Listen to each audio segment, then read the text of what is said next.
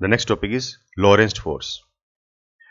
तो देखिए, अब तक हमने क्या पढ़ा कि किसी भी चार्ज पार्टिकल को इलेक्ट्रिक फील्ड के अंदर रखेंगे तो उसके ऊपर जो फोर्स लगेगा वो क्या लगेगा, इलेक्ट्रोस्टैटिक फोर्स क्या होगा, F इक्वल्स टू QE, ठीक है ना, ये फोर्स लगेगा। वहीं अगर किसी भी चार्ज पार्टिकल को अगर आप मैग्नेटिक फील्ड के अंदर रखते हो तो उसके ऊपर जो फोर्स लगेगा, ठीक है ना, मैग्नेटिक फील्ड के अंदर फोर्स लग रहा है, इसका मतलब चार्ज पार्टिकल से मूव कर रहा है, ठीक है ना, तो उस पर जो फोर्स लगेगा वो क्या आया था, Q equals to V cross B, ये फोर्स आया था, ठीक है ना। अब मान लीजिए सिचुएशन ऐसी है कि चार्ज पार्टिकल को आपने ऐसी जगह रखा है जहां पे इलेक्ट्रिक और मैग्नेटिक दोनों फील्ड एग्जिस्ट करती हैं, तब जो उसके ऊपर फोर्स लगेगा उस फोर्स को हम क्या बोलते हैं, लॉरेंट्ज फोर्स।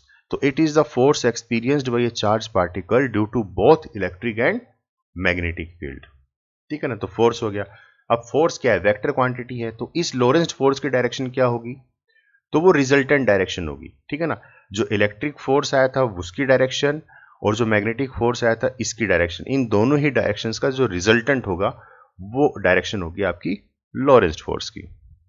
तो मैथमेटिकल एक्सप्रेशन क्या हो जाएगा, सिंपल यही है, फोर्स, इलेक्ट्रोस्टैटिक फोर्स और मैग्नेटिक फोर्स दोनों को ऐड कर दो बस, ठीक है ना। तो इसको हम ऐसे लिख सकते हैं, so this is your Lorentz force.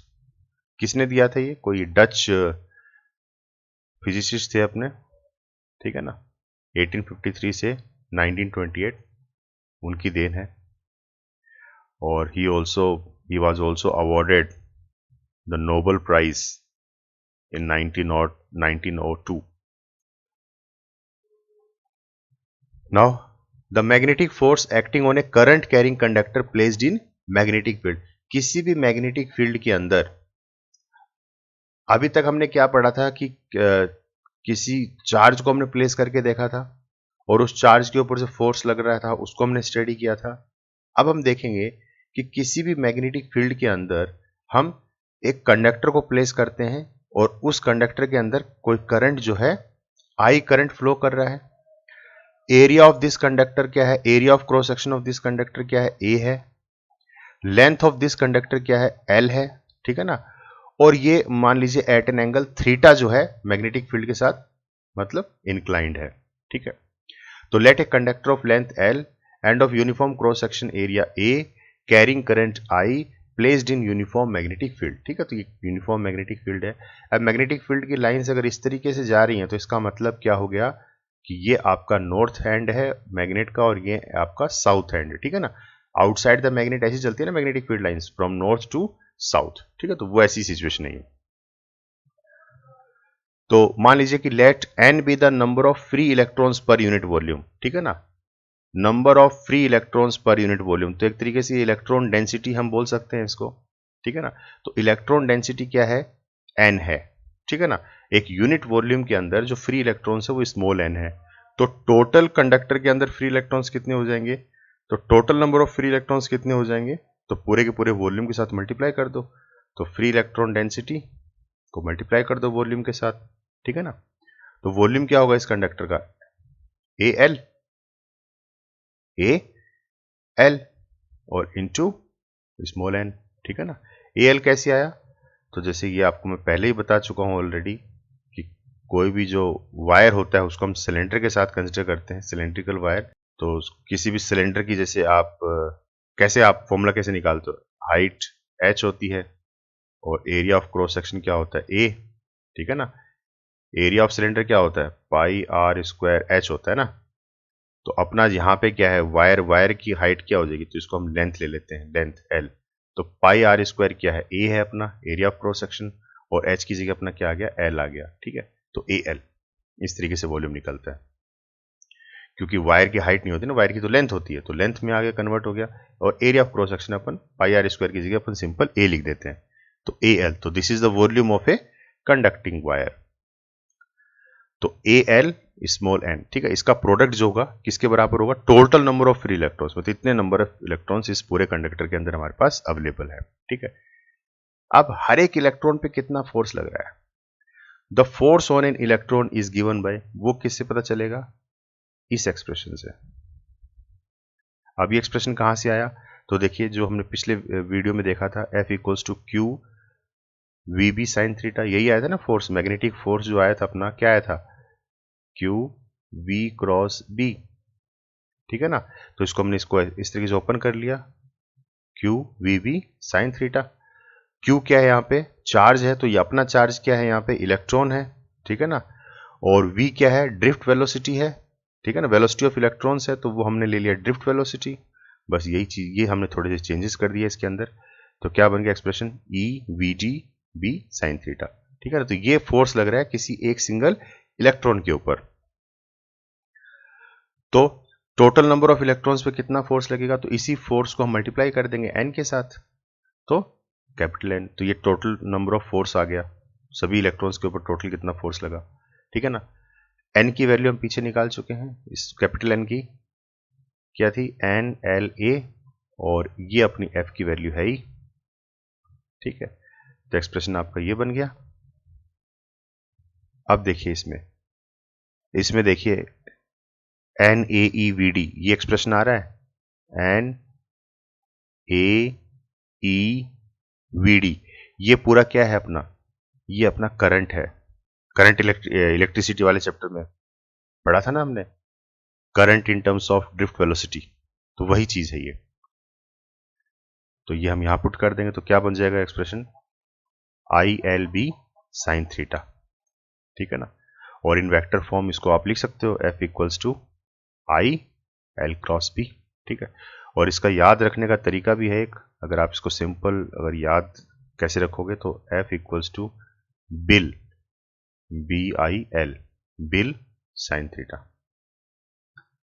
ठीक है ना, B I L bill sine theta. इसको आप ये याद रखने का तरीका अगर आप, ठीक है। तो वेक्टर फॉर्म में हमारे पास फोर्स आ जाएगा ये, यानी कि किसी भी करंट कैरिंग कंडक्टर जो कि मैग्नेटिक फील्ड के अंदर रखा हुआ है, तो उसके ऊपर एक फोर्स लगेगा, जो कि फोर्स किसके बराबर होगा, इस एक्सप्रेशन के बराबर होगा। Clear. Now let's do some of the cases. If theta is equal to 0 degree और 180 डिग्री, मान लीजिए कि ये आपकी मैग्नेटिक फील्ड है, ठीक है ना, ये एक्सटर्नल मैग्नेटिक फील्ड है, ठीक है, ऑलरेडी एग्जिस्ट है। इसके अंदर हमने कंडक्टर रखा हुआ है इस तरीके से at an angle theta degree, ठीक है। अब ये कह रहा है कि अगर ये थीटा डिग्री 0 बन जाए या 180 बन जाए, यानी कि या तो आप इसको कंडक्टर को इस तरीके से प्लेस कर दो पैरेलल, ठीक है ना, इस तरीके से प्लेस कर दो ए बी एंड, या फिर आप इसको इस तरीके से प्लेस कर दो एंटी पैरेलल ए बी। यहां तो एंगल कितना बनाया इसने, थीटा कितना बनाया 0 डिग्री, और यहां पे थीटा कितना बनाया 180 डिग्री, ठीक है। या तो आप पैरेलल प्लेस कर दो या फिर एंटी पैरेलल प्लेस कर दो, उस केस में फोर्स कितना लगेगा, 0 लगेगा।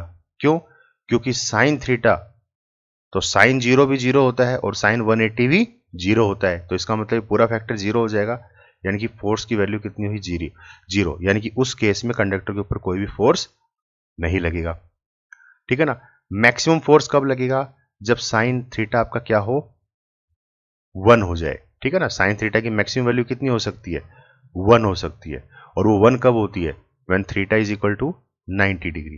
तो उस केस में आपका जो फोर्स होगा वो मैक्सिमम होगा, that is B I L, ठीक है ना, बी आई एल, ठीक है। तो ये मैक्सिमम फोर्स लगेगा, यानी कि जब आप मैग्नेटिक फील्ड के परपेंडिकुलर अगर आप कंडक्टर को प्लेस करोगे इस तरीके से 90 डिग्री पे, तब उसके ऊपर एक जो है मैक्सिमम टॉर्क अप्लाई होगी। Clear.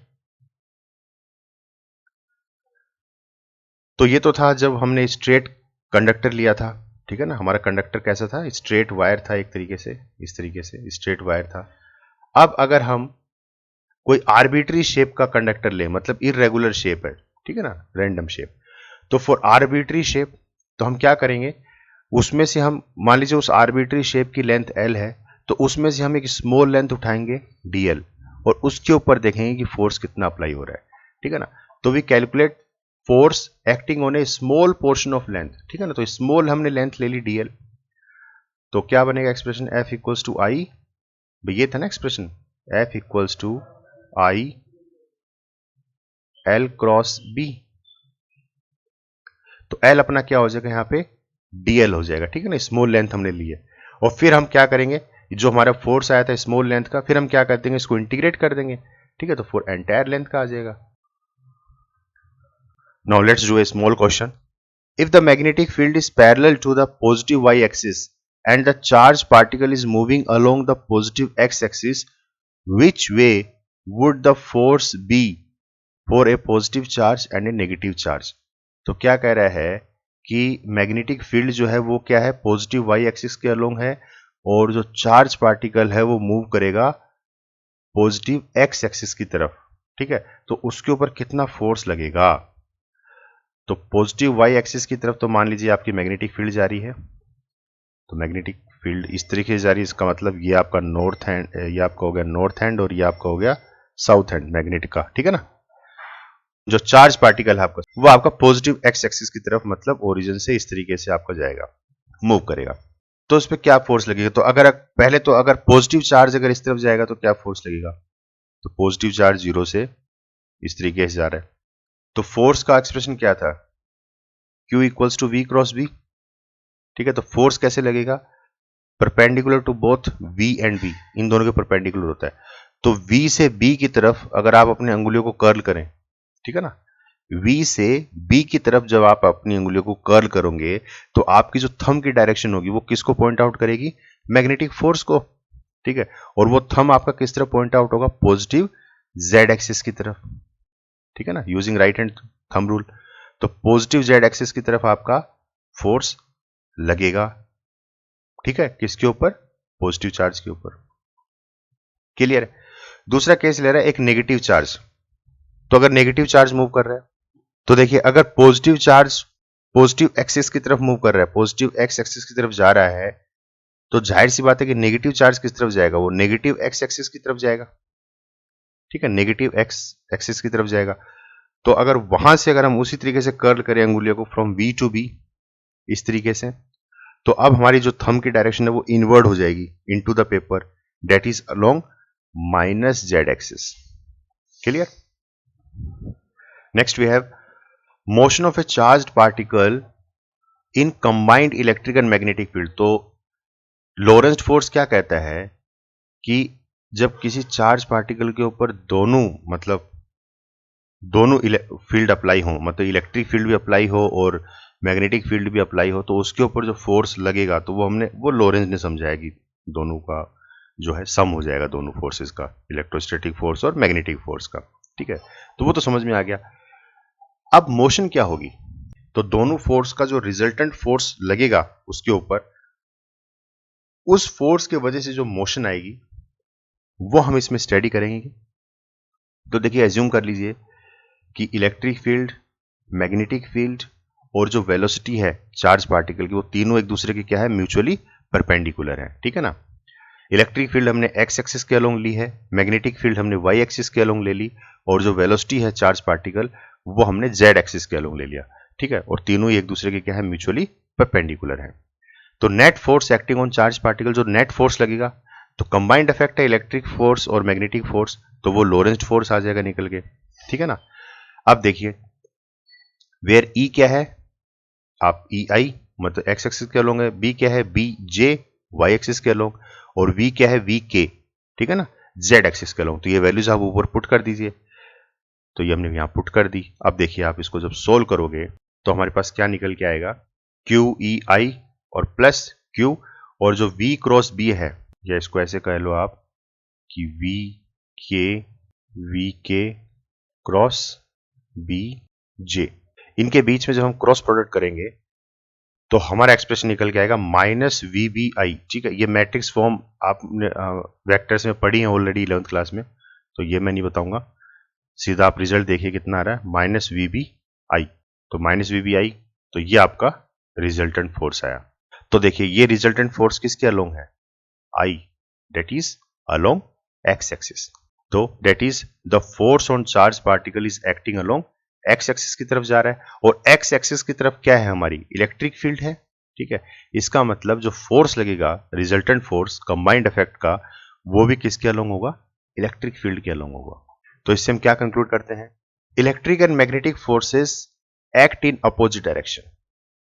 Since electric force is given as this, along positive x-axis, magnetic force is given by this along negative x-axis। देखिए पीछे एक्सप्रेशन में यही आया था ना कि इलेक्ट्रिक फोर्स हमारे पास क्या आया था, इलेक्ट्रिक फोर्स हमारे पास आया QE, और वहीं मैग्नेटिक फोर्स कितना आया हमारे पास, QVB, ठीक है ना, I और ये I।